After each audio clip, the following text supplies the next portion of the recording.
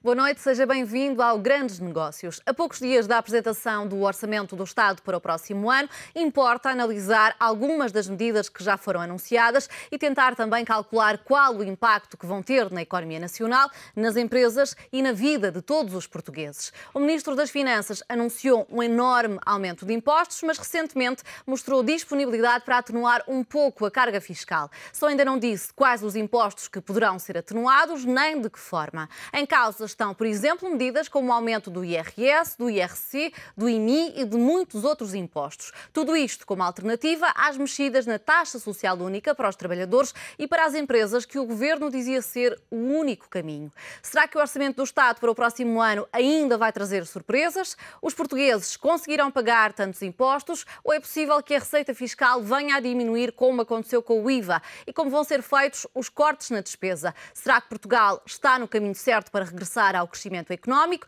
e serão as empresas, em particular as exportadoras, o único motor de desenvolvimento da economia portuguesa? Por tudo isto, importa ouvir a opinião dos empresários, aqui hoje representados neste Grandes Negócios por Miguel Henrique, Presidente Executivo do LIDE Portugal, Grupo de Líderes Empresariais e também Vice-Presidente do LIDE Internacional. Miguel Henrique, boa noite. Muito obrigada por ter aceitado o nosso convite neste Grandes Negócios. Como eu disse no início do programa, estamos a poucos dias da apresentação do Orçamento do Estado na Assembleia da República e, como disse o próprio Ministro das Finanças, vai ser um orçamento que comporta um enorme aumento de impostos. Acha que a economia portuguesa resiste a tantos impostos? Ela vai resistindo. Uma das grandes características do povo português e da nossa sociedade é a resiliência e a capacidade de sobrevivência, a capacidade de adaptação e a capacidade de superar as dificuldades. O que importa, eventualmente, perceber eu acho que é o que tem faltado, é perceber o plano, perceber a visão, perceber a meta, onde é que se pretende chegar, por quanto tempo é que é necessário fazer os sacrifícios, quais é que são exatamente, para quê, como, de que forma, quanto tempo. E acho que tem faltado alguma rigidez em relação à concretização desses conceitos, falta algum planeamento, alguma boa comunicação, então somos nós que não estamos a perceber o que nos estão a querer dizer, mas a falha também não é de quem está a ouvir, é de quem está a comunicar, e poderá haver aqui pelo menos a noção de que falta alguma seriedade intelectual, porque não se pode, é preciso ter alguma certeza, se porventura haveria a necessidade anterior de aumentar os impostos, porque é que os vamos baixar? Portanto, ou não havia necessidade, então não havia, teríamos que era só estes que afinal eram necessários. Não se pode querer ter uma enorme má notícia para depois apenas se dar uma má notícia. Não se pode dizer ao paciente, o senhor vai morrer para depois eu cortar o braço para não parecer tão mal assim. Portanto, e falta um bocadinho esta seriedade na comunicação, ou então há um trabalho de casa mal feito que, não acreditando na incompetência das pessoas que estão à frente, parece-me a mim apenas alguma falta de habilidade na comunicação. Mas acredita mesmo que vai haver esse atenuar da carga fiscal? Ou era bom que houvesse, pelo menos? Se houvesse, não tem que ser anunciada ou dita ou lançada para ver-se como é que se reage e que se faz. Eu acho que o que mais é necessário neste momento é certeza. As pessoas precisam de certezas, precisam de perceber, saber e compreender. E com essas desinformações, eu acho que isso dificulta. E voltamos à questão inicial. Se dificulta, as pessoas terão menos propensão, menos disponibilidade mental para aceitar determinados sacrifícios, porque eu acho que há uma questão clara, que é toda a gente percebeu que há uma fatura a pagar. Digam, por favor, qual é o valor da fatura, digam como é que nós vamos pagar, por quanto tempo e que não se volta a repetir, pelo menos não desta forma. Eu acho que esta é a mensagem que tem que passar e para que as empresas, e essas que estamos a conversar, e para que o setor empresarial perceba qual é o esforço que lhe está a ser pedido e a partir do momento em que lhe está a ser pedido, perceba que tem um efeito positivo, ainda que num determinado prazo que lhe digam qual é que é. Outra incerteza deixada pelo Ministro das Finanças é que Vítor Gaspar diz que o aumento de impostos não é para sempre, mas também não se comprometeu com uma data de fim, ou pelo menos para atenuar esta carga fiscal. Até que ponto é que, no seu entender, isto afeta a expectativa dos portugueses consumidores e também das empresas em termos de previsibilidade? Afeta. Eu acho que, volto a dizer, é uma questão de seriedade intelectual. Eu acho que é impossível alguém querer dizer que a crise vai durar X, Y, Z tempo. Do ponto de vista de criar uma meta temporal que no dia A ou no dia B vai determinar a crise ou que vamos começar a entrar num ciclo económico diferente. O que importa é não criar mensagens dúbias ou mensagens diferentes ou ter um discurso que eventualmente a pessoa não o compreenda. A partir daqui, eu penso que o fundamental é, volto a dizer e repetir, as empresas poderem ter a noção de que, ao estarem a fazer esse esforço, poderem, de alguma forma, sentir que esse esforço tem um efeito. E eu acho que é o que está a faltar. Não é o saber em que dia é que vai terminar, é ainda não se perceber o master plan de tudo isto. Percebe-se que está a acontecer o presente, o hoje, mas eu não sei o que é que o hoje vai contribuir para o amanhã e que dia da amanhã é que nós vamos ter. Eu acho que isso tem faltado. Mas os próprios especialistas, advogados, especialistas em direito fiscal, alguns em declarações ao Diário Económico, disseram que a imprevisibilidade nesta matéria tem sido uma constante nos últimos 10 anos e que a lei fiscal muda hoje com mais frequência do que mudava, por exemplo, há 50 anos. E é um dos principais fatores, eu enquanto advogado trabalho no estrangeiro, e é difícil nós conseguirmos, nós temos que perceber que do ponto de vista temos que ter uma ação coerente com o discurso. Se queremos captar investimentos estrangeiros, temos de ter condições mínimas para o fazer. E sinceramente, há 3 ou 4 requisitos. Um deles tem a ver com a certeza da lei fiscal. Isto é, eu, quando estou a explicar a um investidor estrangeiro que vem montar uma empresa, tenho que dizer, senhor, se ganhar isto, paga isto, e se acontecer isto, acontece aquilo. Não lhe posso dizer, olha, não faça mais pequena ideia, porque daqui a 3 meses pode mudar tudo. Este discurso eu não posso ter, ainda que eu, enquanto advogado, e tanto a trabalhar com qualquer cliente potencial investidor estrangeiro, tenha a obrigação e o dever ético, o dever profissional de contar tudo aquilo que eu sei sobre o local onde ele vai investir. Mas eu não devo ter isso, eu devo ter uma certeza de quando lhe estou a explicar.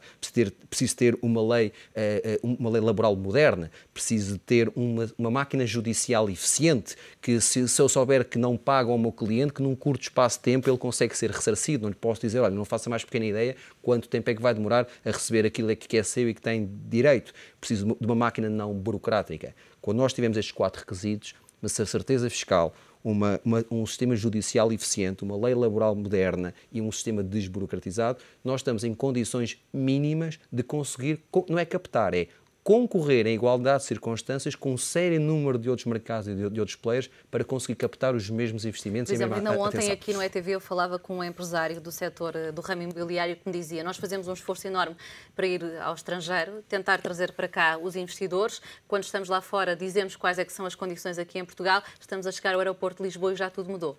É a certeza fiscal. E mais, depois é a nossa imagem que fica posta em jogo. Há um sério número de agentes profissionais, agentes imobiliários, a banca, consultores, advogados, economistas, que têm feito um esforço. As exportações portuguesas não crescem porque aconteceu. Há um trabalho de casa feito. Voltamos à questão da flexibilidade e da capacidade de adaptação que os portugueses têm e que os profissionais portugueses têm. Não são só os advogados, não são só os agentes imobiliários. Muita gente tenha tido, mas todos nós temos que perceber que também temos as costas protegidas, isto é, quando eu chego de Luanda, quando eu chego de São Paulo, quando eu chego de Dubai, quando eu chego de onde for, quando chego eu quero ter a certeza que tudo o resto funciona e que o trabalho que eu estou a desenvolver na captação da atenção, pelo menos de despertar a atenção de investimentos ou de investidores estrangeiros, que tudo o resto vai funcionar no dia que eu sair daqui. Isso é a condição mínima, porque depois de tudo o resto ainda é preciso fazer o resto desse trabalho. Mas sem isso, garantida à cabeça, muito dificilmente as coisas correm bem.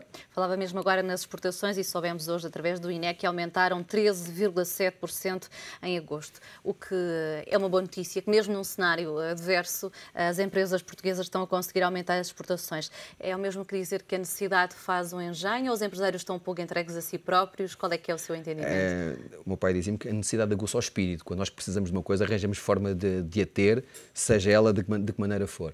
E eu acho que essa capacidade de adaptação, a criatividade, a imaginação, a flexibilidade que o empresário português tem é uma ferramenta, é uma skill adorável. Mas alguns empresários dizem que estes números se devem única e exclusivamente a eles empresários. Ou seja, é no fundo aqui uma crítica subliminar ao governo à falta de apoio.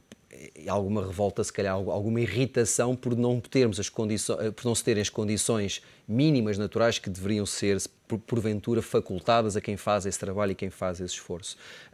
E eu aí não posso deixar de concordar. Muitas das vezes sente-se, e quem trabalha fora de Portugal e quem consegue cativar a atenção e promover os seus produtos, promover as marcas portuguesas, às vezes num contexto adverso.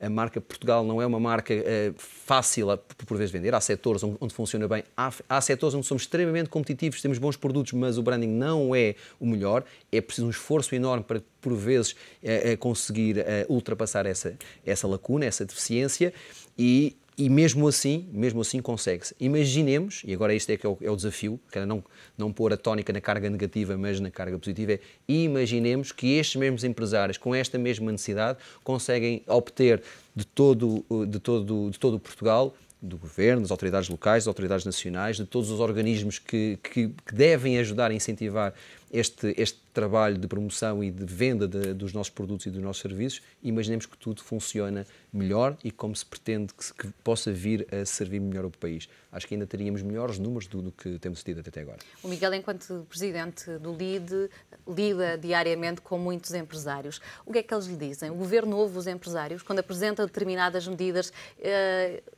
Foram ouvidos? Antes de ser presidente do LIDE, eu sou advogado e grande parte da área onde trabalho é exatamente fora de Portugal. Seja a resolver ou ajudar a resolver problemas que empresários portugueses têm fora, seja ao contrário, a chegar em alguns clientes que nós temos fora e que vêm para Portugal. E o discurso é um bocadinho autista, na medida em que muitas das vezes o setor privado não consegue dialogar com o setor público. Nomeadamente, por exemplo, a ICEP, a questão o trabalho que tem sido feito, talvez de um ano e meio, nomeadamente com o Pedro Reis, que tem assumido, nota-se pelo menos do ponto de vista do discurso, uma vontade em querer ser mais útil ao empresário, estar mais próximo do empresário. Não sei até que ponto, nem é previsível que nem em 12 meses ou 18 meses que isso possa acontecer, pelo menos no discurso nota-se a vontade, coisa que não acontecia no passado, mas ainda falta muito para chegar à prática e tem havido algum autismo nessa parte. Por exemplo, quando o Governo anunciou uma medida que foi bastante polémica, como a taxa social única, que implicava um aumento da contribuição dos trabalhadores de 11 para 18 e a redução da contribuição das empresas dos 23,75 atuais também para 18, o Governo anunciou como uma ótima medida para as empresas, que ia reduzir custos. Esqueceu-se de ouvir, de comunicar, de trabalhar, de explicar e de se fazer compreender. Eu, pelo menos, não consegui ouvir. Quando me dizem que é uma coisa é boa sem me explicar, e se eu não o consigo compreender, alguma coisa está errada. Mas se me explicarem, ou se eu tiver a oportunidade de dizer porque é que não concordo ou porque é que eu não vejo, se calhar alguém tem a capacidade ou o dever de mostrar porque é que eu estava errado ou porque é que eu estou errado. Eu não quero dizer, longe de mim, querer opinar sobre se era certo, se era errado e quem é que tem a razão. Aquilo que me pareceu foi essencialmente, e isso até porque foi no Fórum Empresarial do Algarve que se criou alguma polémica em relação a algumas intervenções de alguns dos oradores que ali estavam. António Borges em particular. Mas, nomeadamente, eu estava na sala quando a frase foi dita, mas foi dita num determinado contexto, no sentido que havia a capacidade ou havia a possibilidade dos empresários poderem aceitar aquilo como algo de positivo. O que é facto é que até nos dias antes ou nos dias depois, ninguém explicou exatamente os contornos em porque é que isso seria assim. Voltamos à questão da comunicação, que é algo que... Foram os próprios empresários a dizerem que não era por alguns empresários relevantes, que não se podem fazer de todo. E eu acho que quando alguém toma uma voz pelo todo, é um pouco complicado. A mim, particularmente, ninguém me explicou. Como eu não percebi, também não compreendi, não opinei. Achei apenas que ela foi, porventura, muito mal comunicada, muito mal trabalhada e, de alguma forma, uma maneira precipitada de querer mostrar algo ou de querer mostrar trabalho sem ter feito o trabalho de casa. Noutros moldes, e no seu entender, poderia ser uma boa medida ao reduzir os custos para as empresas? Eu acho, dentro de um determinado contexto, aquilo que possa possibilitar uma menor carga fiscal para as empresas e que sirva como uma ferramenta para o incentivo à criação de emprego, à rentabilidade do ponto de vista da aplicação desses recursos, será sempre uma ótima medida. Não sei se em particular naquele percentual aquilo seria ou não assim. Estávamos a falar também de um aumento das contribuições para os trabalhadores. Eu acho que aí tem a ver com o circunstancialismo necessário decorrente da decisão do Tribunal Constitucional. Não num sentido de uma medida macro a longo prazo, mas numa situação de querer corrigir de uma determinada forma algo que já não estava bem indireto. Ao que nasce torto nunca se indireto. E essa questão em particular foi algo que já vinha na correção de algo que não foi bem conseguir logo de início.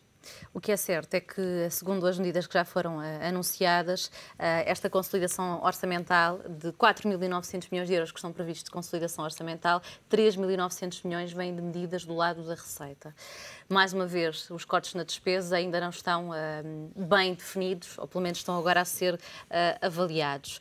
Como é que, no seu entender, se corta na despesa do Estado sem comprometer alguns serviços essenciais ou algumas funções essenciais do Estado, como a saúde, a educação?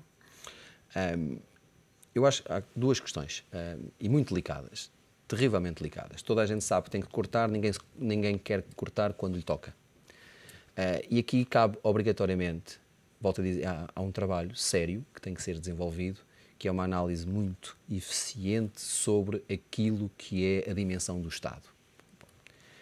Eu acho que Mas sabemos qual é a dimensão do Estado? Não, eu acho que não se tem a noção exata ainda do que se pode... Mas esse trabalho de casa tem que ser feito, obrigatoriamente. Eu acho que isso é...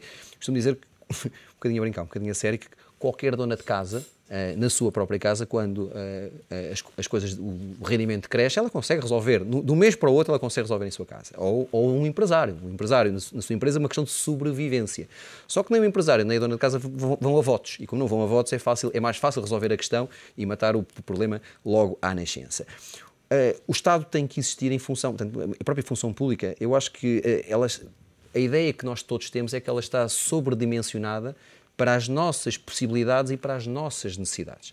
Ora, se ela está sobredimensionada, e não sou eu que o digo, nem os empresários, no fundo é a própria Troika que o diz ao dizer que é preciso cortar X números, porque sabemos que grande parte do custo da despesa vem do lado da folha salarial, não é? E todos nós sabemos que ela está sobredimensionada. E das prestações sociais também. Para as necessidades e para as possibilidades. Bastava haver uma destas variáveis existir para que se pudesse, logicamente, perceber que alguma coisa tinha que ser feita. Isto é, se não temos possibilidade, já não podemos. E se também não temos necessidade, também não podemos ter esta folha salarial, este custo. Ora, nós sabemos que não temos nem a possibilidade, nem a necessidade. Ora, esse trabalho tem obrigatoriamente de ser feito. E aqui é que depois toca o problema. Há de haver momentos em que se vai tocar em determinados setores ou determinadas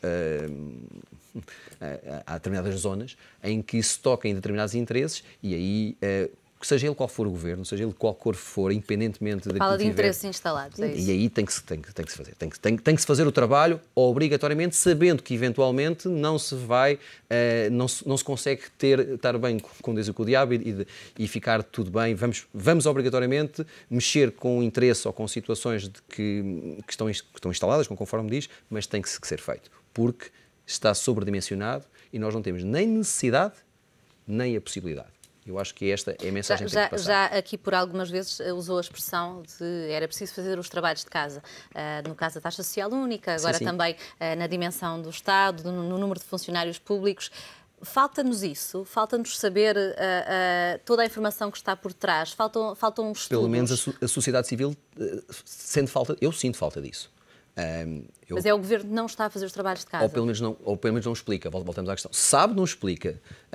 E se não sabe, deveria-se saber. É impossível tomar boas decisões, eu acredito e compreendo que algumas delas tenham que ser urgentes e tenham que tomar decisões independente do prazo que deveria ter sido mais ou melhor. Agora, pelo menos a informação que nos chega, porque é errante, acaba por não parecer que ela está a ser bem cuidada e bem trabalhada. Não sei se pela urgência das mesmas, não sei se pela precariedade dos meios com que possam ter, ou da informação que possam ter ao dispor, porque possam chegar a conta-gotas, não tenho essa informação. Sei como é que eu a recebo, e eu recebo de forma insuficiente. Uma das propostas que o Governo está agora a fazer para tentar cortar na despesa implica mais medidas de austeridade, por assim dizer, na função pública. Há, em particular, a redução dos contratados a prazo. Fala-se num número de 40 mil que o Secretário de Estado já veio hoje dizer que poderá ser inferior, mas pelo menos uma redução de praticamente 50% dos contratados a prazo em cada um dos serviços do Estado. No seu entender, faz sentido fazer um corte de 50% em todos os serviços ou, mais uma vez, faltaria o tal levantamento para perceber qual é que é o serviço que tem pessoas a mais ou que tem pessoas a menos e onde é que se pode cortar? Eu acho que aí está-se a aplicar um bocadinho a lei salomónica, que é para ninguém ficar... Corta-se igual para tudo e para todos, independentemente de percebermos ou sentirmos que porventura haveria um setor ou outro que precisasse de mais ou precisasse de menos, mas talvez fosse neste momento com alguma da instabilidade, ou pelo menos da recém-estabilidade que começa a ser criada, começa a ser difícil ter margem política para explicar diferenciações, sejam elas negativas ou positivas. Talvez, eu posso apenas especular, porque não tenho essa, nem acho que nenhum de nós tem, eu acho que a ideia de poder cortar tudo a eito de forma igual é apenas uma lei salomónica, a aplicação de uma lei salomónica para que ninguém possa pensar que A ou B, ou setor A, C ou D, esteja a ser preferencialmente distinguido de uma maneira ou de outra. Mas assim não se corre o risco de ficarmos com serviços sem condições para funcionar? Eu acho que... voltamos. Espero que não. E eu acho que quem está a fazê-lo tem a noção de que há serviços que têm que responder, nomeadamente num momento de necessidade como este. Há um setor da população com o qual nós temos que ter uma grande preocupação e até não podemos, de alguma forma, deixar as coisas perfeitamente abandonadas. Tirando esse setor, todos nós temos que fazer sacrifícios. Mas o que é que acontece a estas pessoas? Se forem 40 mil ou 30 mil contratos que não são renovados, que na prática são despedimentos? É muito complicado. É assim, as pessoas, a minha sorte é que como não sou governante, posso dizer estas coisas porque não vou a votos. Mas o mercado de trabalho é um mercado as pessoas em Portugal têm que se adaptar. E deixe-me dizer o que eu disse em alguns familiares meus, nomeadamente pessoas que trabalhavam num determinado setor, e que para fazer o mesmo tipo de trabalho têm que procurar outros mercados, ou para trabalhar no mesmo mercado têm que fazer outro tipo de trabalho. As pessoas não podem pensar que conseguem ter 15 ou 20 ou 25 anos, por vezes há ciclos na vida, há ciclos na história, há ciclos na economia, que, ou por sorte ou por azar, acabamos por os viver. Mas acha que uma taxa de desemprego de 16%, uma pessoa de 50 anos que tenha sido toda a vida funcionário público, encontra uma alternativa no mercado? Essas são as exceções que confirmam a regra. Vamos ver, uma coisa é a regra, outra coisa é a exceção. Eu não estou a falar das pessoas com 52 anos, ou 51 anos, ou 55 anos, essas é aquelas, voltamos a cair no setor que tem que estar a ser protegido, no setor da sociedade que tem que ser protegido. Mas que há alguém com 27, ou com 28, ou com 30, ou com 35, ou com 32, que tinha previsto na sua vida fazer um determinado tipo de trabalho, num determinado mercado, se calhar pode ter uma experiência diferente. E acha que essa adaptação é só na cabeça das pessoas ou é também do mercado de trabalho? Um exemplo fictício, alguém que seja arquiteto há 10 anos e de repente quer trabalhar numa loja. Acha que a loja aceita? Ao contrário, porque é que há muitos arquitetos que têm procurado o LEED, muitos mesmo, muitos bons arquitetos portugueses. Quem diz muitos bons arquitetos que têm procurado fazer trabalhos em São Paulo, trabalhos em Maputo, trabalhos em Pemba, em Tete, em Luanda, que têm procurado outros mercados para fazer a mesma coisa. Não significa que a pessoa que se estudou, que se preparou, que tem uma condição excelente para desenvolver a sua atividade profissional, que em função de um determinado circunstancialismo não possa ter a capacidade de a desenvolver. Porventura, tem que procurar um outro mercado. Eu digo isto na primeira pessoa do singular porque eu filo enquanto advogado. Eu tenho um escritório em Lisboa, mas há muitos anos comecei a trabalhar em São Paulo, há muitos anos comecei a trabalhar em Luanda, comecei a fazer. É uma opção. E não deixei de ter a minha família cá, não deixei de trabalhar e, por sorte ou por mérito ou por casualidade, o que for, as coisas vão acontecendo e vão fluindo. Não deixei de ser português, não deixei de ter as minhas raízes em Portugal, não deixei de ter os meus filhos e a minha esposa em Lisboa a trabalhar, não perdi a oportunidade de poder trabalhar noutros mercados, aprender e, nomeadamente hoje, beneficiar disso. Porque esse arquiteto que vai a Luanda, esse arquiteto que está em Maputo, esse arquiteto que está em São Paulo, aprende outras culturas, vive, traz ferramentas do ponto de vista cultural, do ponto de vista da velocidade de raciocínio, do pensamento, da adaptação, que a soma de tudo isso é uma experiência única e ganha vantagens competitivas quando regressa, quando as coisas mudam, que porventura outros não têm. Miguel Henrique, já voltamos a seguir a um curto intervalo à nossa conversa. O Grandes Negócios interrompe agora para um curto intervalo. Voltamos já a seguir. Volte connosco também. Até já.